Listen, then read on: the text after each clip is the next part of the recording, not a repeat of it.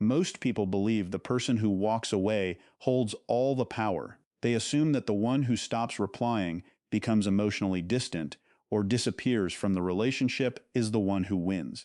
But psychology tells a much more complicated story. In many relationships, especially those between an avoidant and an empath, silence doesn't affect both people the same way.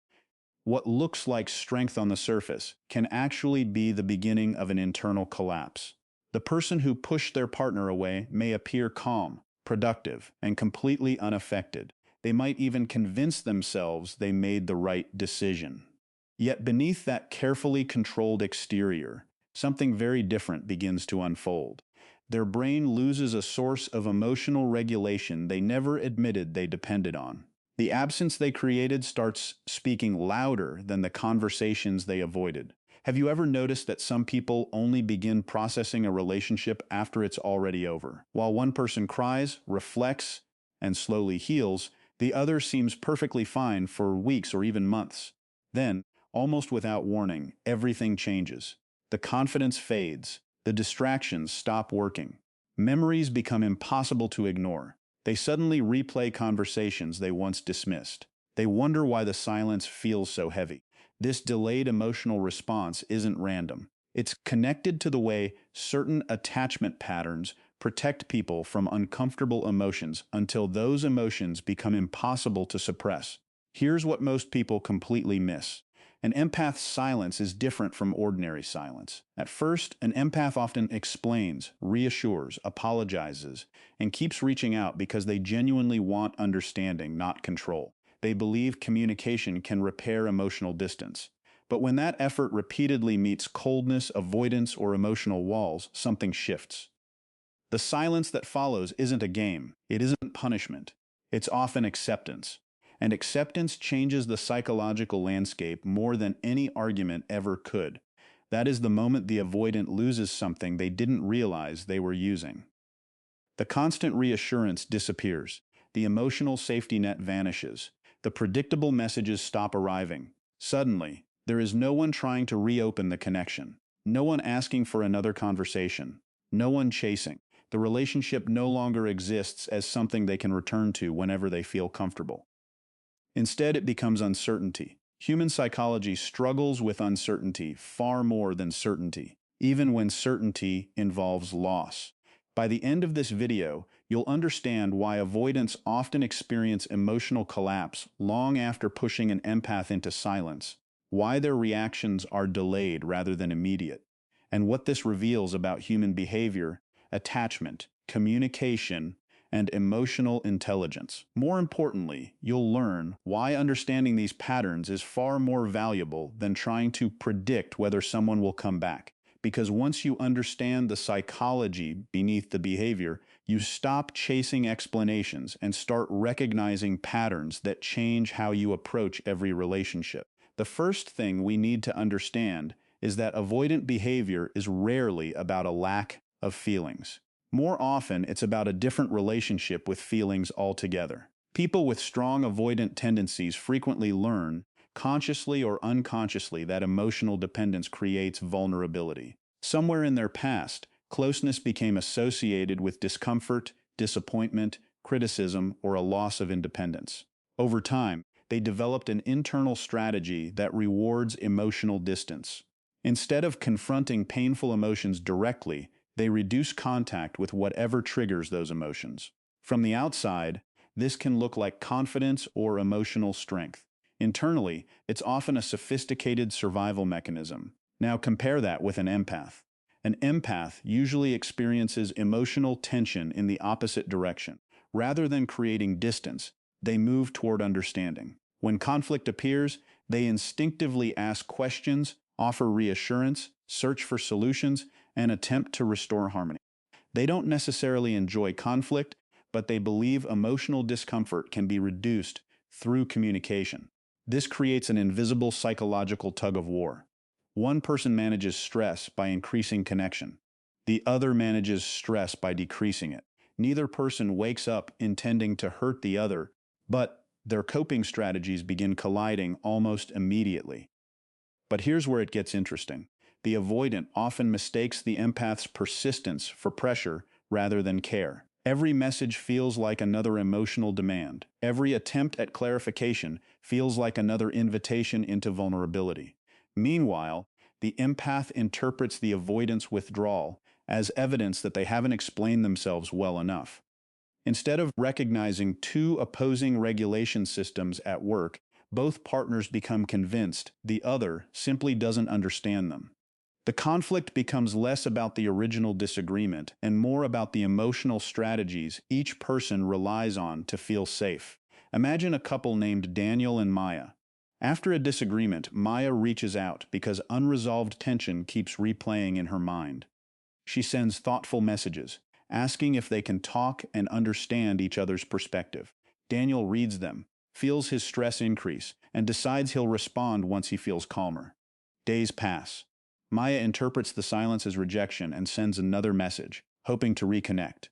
Daniel now feels even more overwhelmed. He concludes that distance is the only way to regain emotional control, so he withdraws further. Neither of them intends to create emotional damage, yet both reinforce the other's deepest fears. Maya fears abandonment.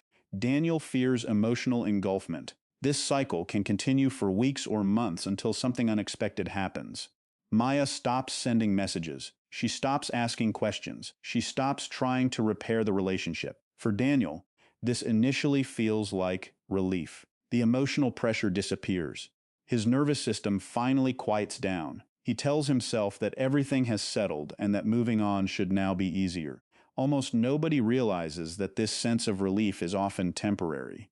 Relief is not the same as resolution. It simply means the immediate trigger has disappeared. The deeper emotional processing hasn't even begun. Without realizing it, Daniel has been regulating his emotions by reacting to Maya's attempts to reconnect. Once those attempts disappear completely, there is nothing left to distract him from his own internal world.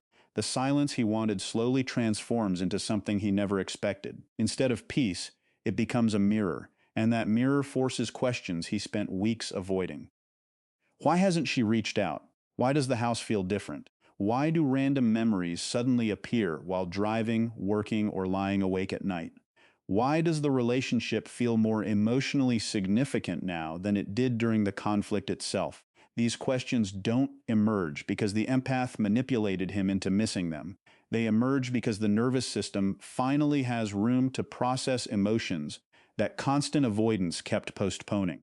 This changes everything because it reveals a truth that applies far beyond romantic relationships. Human beings don't simply react to other people's actions. We react to the meanings we attach to those actions. An empath's silence often communicates something words never could. It signals that the pursuit has ended. The emotional availability once taken for granted is no longer guaranteed, and uncertainty has a remarkable ability to expose emotions that certainty kept hidden. Understanding this principle prepares us for the next stage of the psychology because the avoidance delayed emotional response isn't just about out missing someone. It's about what happens when their usual coping strategy stops protecting them and the emotional reality they've postponed finally demands their attention. One of the biggest misconceptions about avoidant behavior is that emotional distance means emotional freedom. In reality, distance often delays emotion rather than eliminating it. The human brain has an incredible ability to postpone uncomfortable experiences when immediate survival feels more important. That's why someone can appear completely unaffected by a breakup, only to find themselves overwhelmed weeks or even months later. The feelings didn't suddenly appear. They were simply waiting for the mind to stop running. Think about how the brain handles unfinished experiences. Psychologists have long observed that unresolved emotional events tend to remain active beneath conscious awareness. Even when you're not thinking about them, they're quietly consuming mental energy. This is especially true in close relationships because emotional bonds don't disappear the moment communication ends. They continue existing as internal representations inside the mind. Every shared routine, every inside joke, every predictable interaction becomes part of a psychological map. Removing a person from daily life doesn't erase that map overnight. For an avoidant, this delayed processing follows a predictable pattern. Immediately after creating distance, the nervous system experiences relief. The conflict is over. There are no difficult conversations waiting, no emotionally charged text messages, no pressure to explain complicated feelings. That reduction in stress feels so rewarding that it reinforces the belief that withdrawal was the correct decision. But here's where almost nobody realizes the hidden cost. The same relief that feels like emotional freedom also prevents emotional integration. Instead of understanding what happened, the avoidant simply escapes the environment that triggered uncomfortable emotions. Since the brain never completes the emotional process, it quietly stores the experience for later. And later often arrives when life finally becomes quiet. Have you ever noticed how old memories suddenly appear while taking a shower, driving alone, or trying to fall asleep? That's not random. When external stimulation decreases, the brain naturally begins organizing unresolved emotional experiences. Without constant distractions, suppressed thoughts become much harder to ignore. Imagine someone named Ethan. After ending his relationship with Olivia, he immediately fills every hour of his schedule. He works longer days, he spends more time at the gym, he reconnects with friends he hasn't seen in months. His social media makes it look like he's happier than ever. From the outside, everyone assumes he's moved on effortlessly. Then something unexpected happens. One evening he comes home earlier than usual. There's no music playing, no notifications demanding his attention, no plans for the night. For the first time in weeks, he's sitting in complete silence. His mind immediately starts replaying conversations he thought he'd forgotten. He remembers Olivia laughing over something insignificant. He remembers ignoring a message because he didn't feel ready to talk. He remembers the disappointment in her face during their final conversation. What's fascinating is that these memories don't arrive in chronological order. The brain doesn't replay relationships like a movie. Instead, it retrieves emotionally significant moments that were never fully processed. Every memory carries emotional information that had been temporarily blocked by avoidance. This is why delayed regret often feels so confusing. The avoidant doesn't understand why emotions seem stronger now than they were during the relationship itself. From their perspective, everything was easier when the relationship actually existed.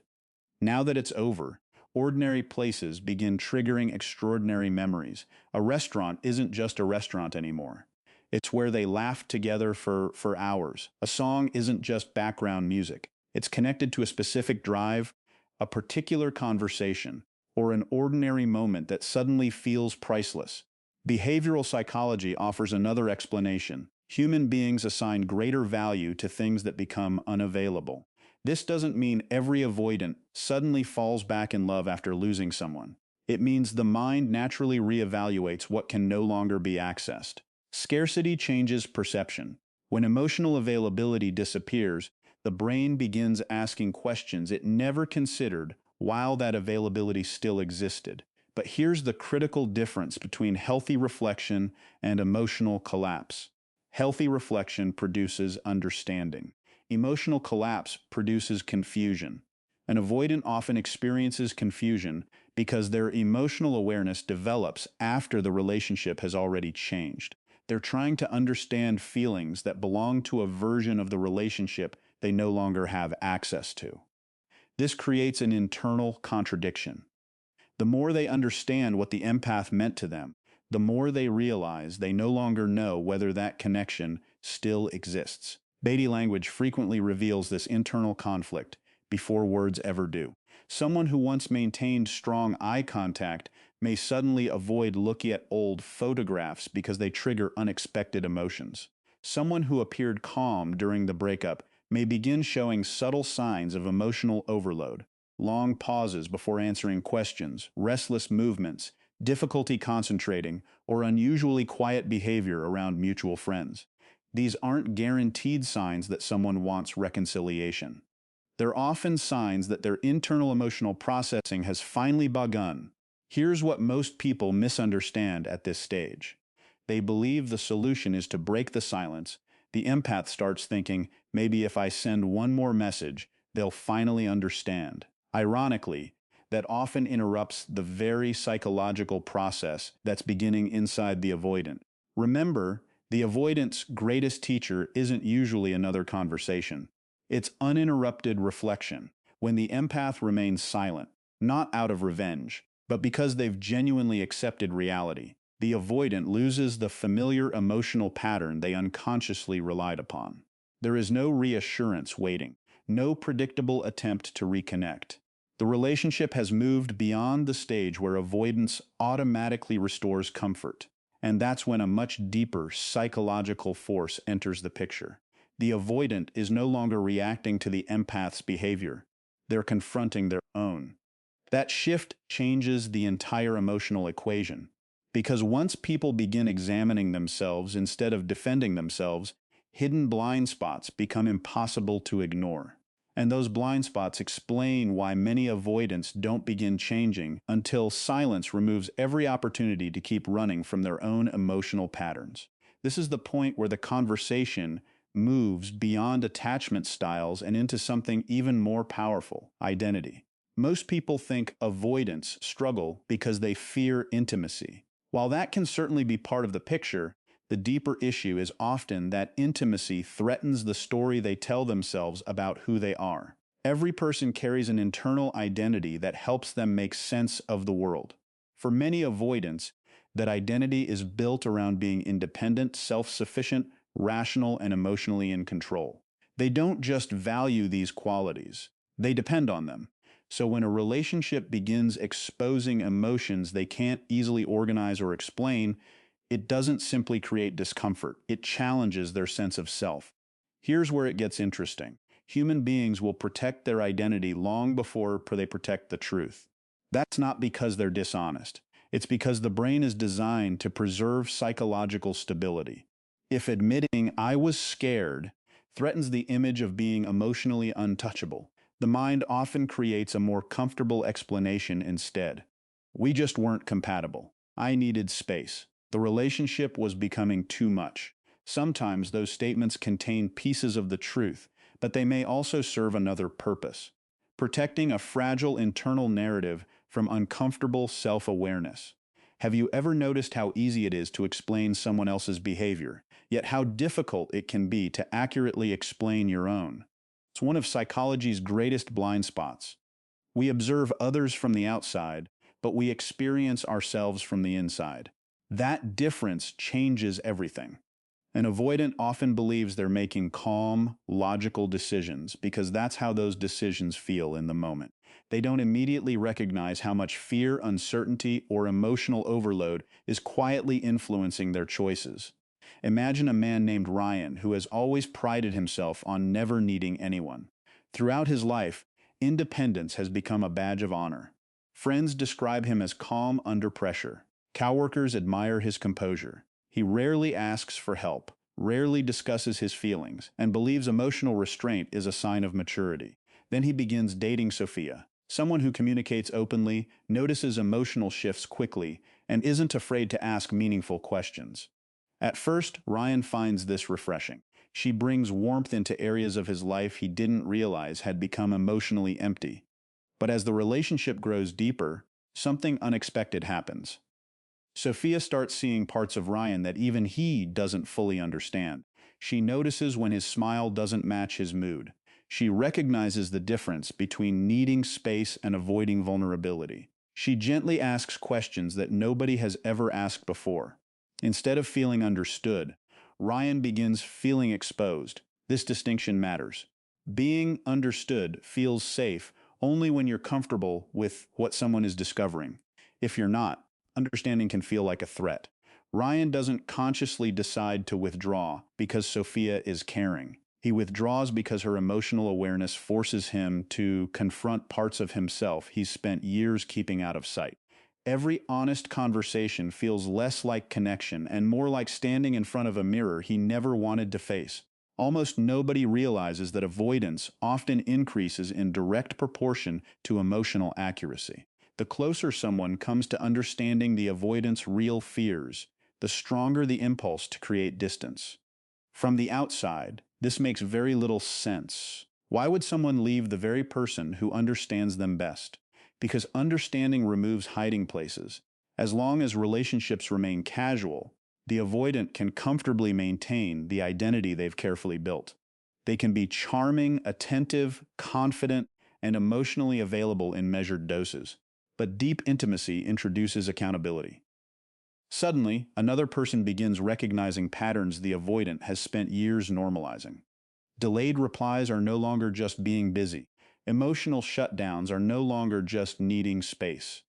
The protective strategies become visible, and visibility creates vulnerability. Now consider what happens after the empath becomes silent.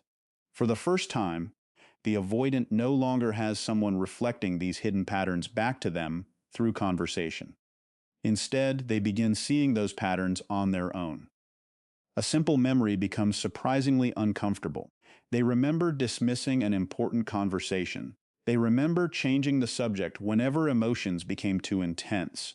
They remember interpreting genuine care as criticism. What once felt reasonable now looks different because emotional distance has created a new perspective. Behavioral scientists sometimes describe this as a shift from defensive thinking to reflective thinking. Defensive thinking asks, how do I protect myself? Reflective thinking asks, why did I react that way? Those two questions produce completely different futures. This is why silence can become such a powerful psychological catalyst. When arguments continue, both people remain focused on defending their positions. Each conversation becomes another debate about who was right, who misunderstood whom, or who should have communicated differently. But when the conversation stops completely, something changes. The external conflict disappears, leaving only the internal one. The avoidant begins arguing with themselves. Could I have handled that differently? Why did I assume closeness meant losing my freedom? Why did every difficult conversation feel like a personal attack? Why do I suddenly miss the very connection I kept pushing away? These questions don't guarantee transformation. Self-awareness is an opportunity, not a promise. Some people answer these questions honestly and begin developing healthier emotional habits. Others become uncomfortable and search for new distractions before genuine growth can begin. This is where emotional intelligence separates itself from emotional impulse. Emotionally intelligent people aren't those who never experience fear, vulnerability, or regret. They're the people willing to examine those emotions without immediately escaping them.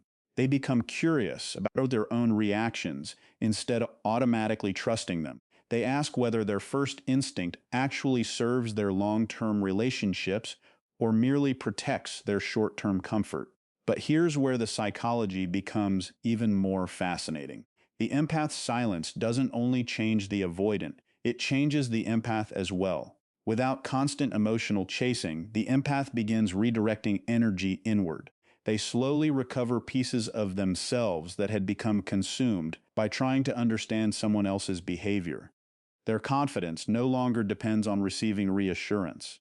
Their emotional stability becomes less connected to another person's responses. And that quiet transformation often creates a psychological shift the avoidant never expected. Because when people stop trying to convince you of their value, you begin noticing the value that was there all along. That realization introduces an entirely new dynamic, one built not on pursuit or withdrawal, but on changing perceptions of attraction, respect, and emotional presence. And that's where the next stage of this psychology becomes impossible to ignore. One of the most misunderstood forces in relationships isn't love, attraction, or even compatibility. It's perception. Human beings don't respond only to who someone is. They respond to who they believe that person is. And perception is constantly changing. This is why someone can seem ordinary while they're consistently available, yet become incredibly significant once they're no longer part of your everyday life. The person hasn't necessarily changed overnight. Your perception of them has. This is where many avoidants experience one of the most unexpected psychological shifts after an empath falls silent during the relationship. The empath's care often became predictable. They checked in. They initiated difficult conversations. They remembered important details. They gave second chances. They were willing to repair conflict even when they weren't entirely responsible for it. Over time, the avoidance brain adapted to this consistency. Like many things we experience every day, it slowly became part of the background. The emotional investment that once felt extraordinary began feeling normal. Human psychology has a tendency to normalize what is consistently available. We stop consciously appreciating what we unconsciously expect. This doesn't happen only in romantic relationships. People adapt to success, supportive friendships, comfortable routines, and even good health until something interrupts that normality. Only then does the brain begin calculating what has actually been lost. But here's where almost everybody misses the deeper lesson. The avoidant isn't simply noticing the absence of communication. They're noticing the absence of emotional presence. Those two things are completely different. Communication is the exchange of words. Emotional presence is the feeling that someone genuinely sees you, listens to you, remembers your experiences, and invests emotional energy into your life. The empath provided that emotional presence so consistently that it became psychologically invisible. It wasn't dramatic enough to attract attention because it was dependable. Once it disappeared, however, the contrast became impossible to ignore. Imagine a woman named Emma and a man named Lucas. Throughout their relationship, Emma always remembered the small things. She knew when Lucas had an important meeting. She noticed subtle changes in his mood before he mentioned them. She encouraged him when he doubted himself and celebrated his victories without making them about herself. Lucas appreciated these moments, but he rarely stopped to think about how much emotional stability they quietly created. After the relationship ended, weeks passed without any communication. Lucas received good news at work. Without thinking, his first instinct was to tell Emma. Then he remembered they no longer spoke. The excitement that should have felt complete suddenly felt strangely unfinished.